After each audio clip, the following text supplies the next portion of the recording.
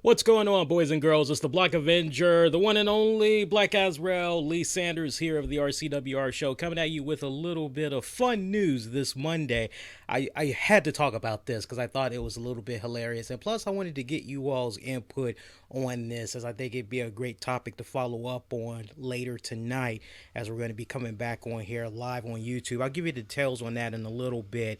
TNA Wrestling's new commentator, Josh Mathews, who formerly worked in the WWE, I believe beginning in 2002. He departed from the company, I want to say late last year, probably like right at the tail end of summertime was when his tenure with WWE had came to an end. Well, he got into a little bit of a nasty Twitter spat with Jim Ross. Basically, you can say when you look back on this, Josh Mathews trolled Jim Ross. So let's just set this up properly for you guys. So basically, WWE Hall of Famer Jim Ross, he was minding his own business. You know how much of a big sports fan he is. He loves checking out any and everything sports related. He's big into the boxing, the MMA, the wrestling, of course. He's got his hands dipped into a little bit of everything. He took to Twitter to put out what I thought was a very innocent comment about UFC making a smart programming move by positioning last night's UFC Fight Night card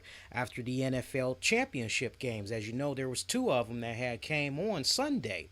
So this is what Jim Ross said on Twitter. Hashtag UFC Boston at Fox Sports 1 at UFC 1 tonight while battling NFL playoffs. Excellent idea.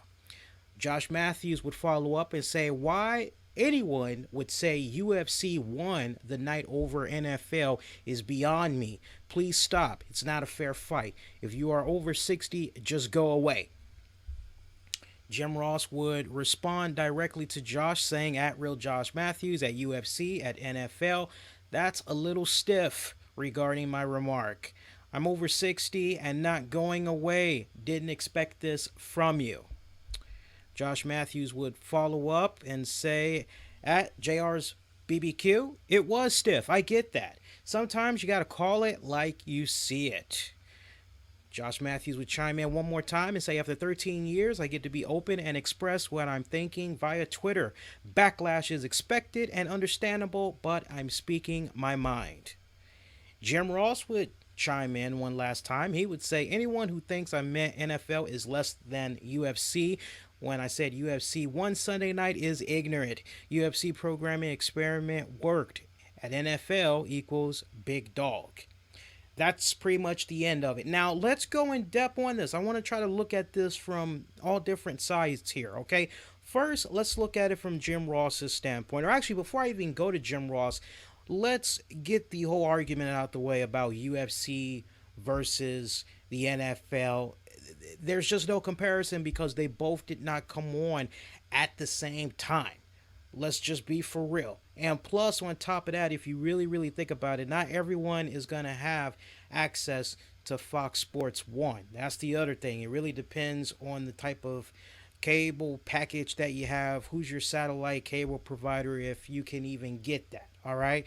Whereas network TV, and you have the football games, there's always going to be big numbers when it comes to the NFL, all right? Or any major sporting event for that matter, but in particularly for basketball, NFL, whenever they're shown on regular network, all right? So there really is no comparison because they both aren't taking each other on at the same time.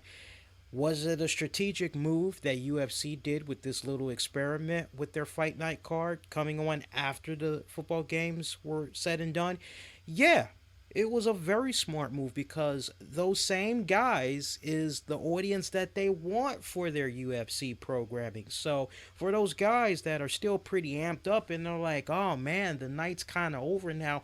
I'm still worked up. Saw some really good games, man. Man, I wish it didn't end so early. I'd like to do a little bit more. I don't really want to watch a Lifetime movie, or I don't want to, I don't know, do some house chores, take out the trash and all that just yet. I want some more. I want a really good nightcap. So for UFC to come along and say, hey, after the games are over, kick back with some friends, get your munchies on, place bets, check out two guys beating the living crap out of each other.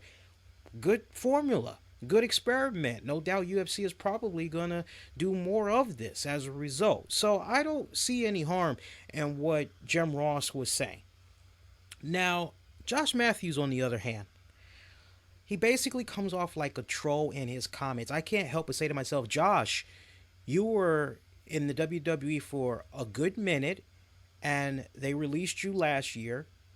You could have waited until your 90 days had passed, assuming that there was a 90-day gag order or whatever prohibiting you from going to another promotion. All right. You could have patiently waited for time to expire and then go do your little shoot interviews, because that's pretty much what everybody does when they get released from the WWE. That seems to be the trend. Everybody just wants to go do a shoot interview all of a sudden, and they have a lot of stuff to say. Could have been good therapy for Josh, but he chose to not do that. And, hey, I actually kind of respect him for not going that route. That is a very strong, typical route. I respect the fact that he didn't do that, although that was an option. It was an opportunity for him to get his 15 minutes of fame and talk all things wrestling, talk about the WWE, any particular way that he felt as far as the personnel, management.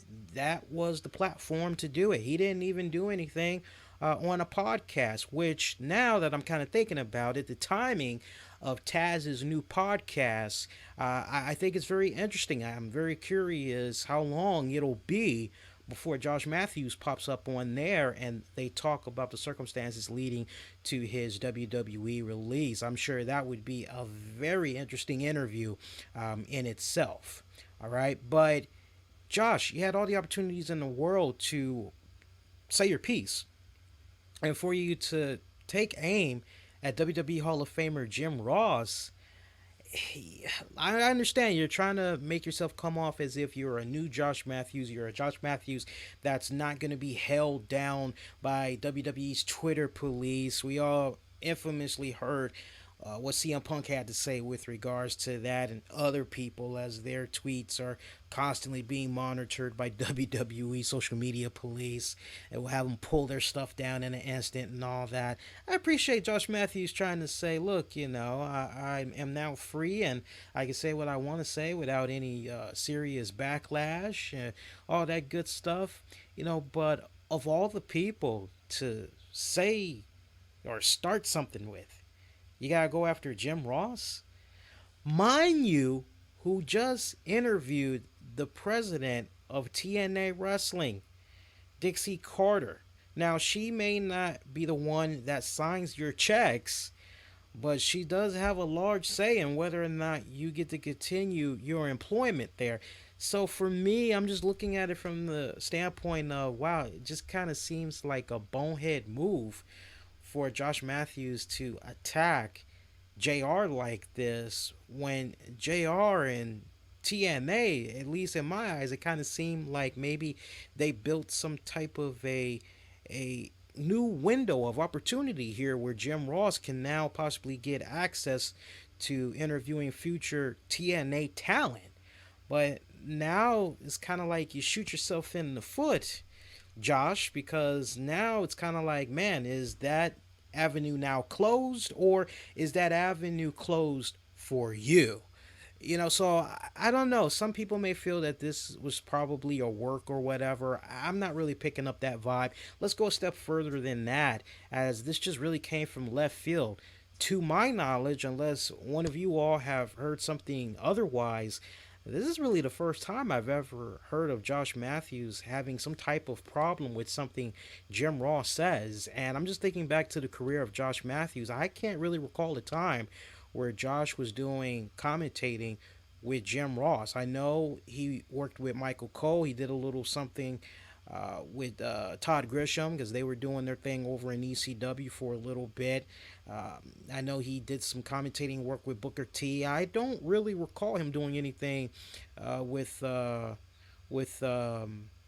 Jim Ross. So if anybody can, maybe shed some light on that, maybe there's something I'm missing, let me know. But I'm definitely curious what you all have to say with regards to this, now that I've brought up all these valid points. I'd love to hear from you. So what you can do is go on ahead, push your comments down below, And we'll follow up on what you all have to say later tonight on an all-new The RCWR Show Live. It'll be right here on YouTube. We'll be coming on at 11:15 p.m. Eastern, or immediately after WWE Raw goes off the air.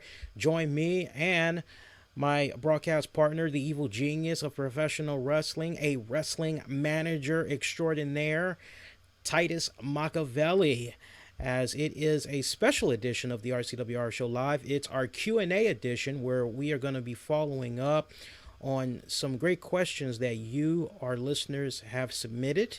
If you have a question you'd like for us to address, post it down below. Use the hashtag RCWR Show. You can also hit us up on Twitter at the RCWR Show, or hit up Titus at Evil Genius Titus. If it's your first time checking us out, love to have you subscribe to us so you never miss out on all the great content we do for you here on a weekly basis. We cover a little bit of everything, whether it's breaking a little bit of news like what we're doing right here, or providing some very fun and insightful interviews, or some laid-back reviews, movies, games, music. We do a little bit of something for everybody, so make sure you hit that subscribe button so you never miss out. Share this a number of ways: Facebook it, Google Plus it, retweet it. One of the many ways you can spread a good word about our content. Also, make sure you give it a thumbs up. Please give this piece a thumbs up, because by giving it a thumbs up, you're basically supporting us YouTube creators. So, when it's all said and done, we really aren't making a profit off of this. This is pretty much just a nice, cool, fun hobby, and doing it out of love is why we do this. So definitely make sure you go that extra mile, give it a thumbs up. Got podcasts available for you all to check out. All the links you need is in this episode description below. Shout out to those of you that are iTunes users. We have a new iTunes feed, so make sure you subscribe to that new iTunes feed for your respective iDevice so you never miss out on our podcast for your respective iDevices. All right, until later tonight after Raw goes off the air, please be safe, and most importantly, be kind to one another. We'll see you next go round. Everybody, take care.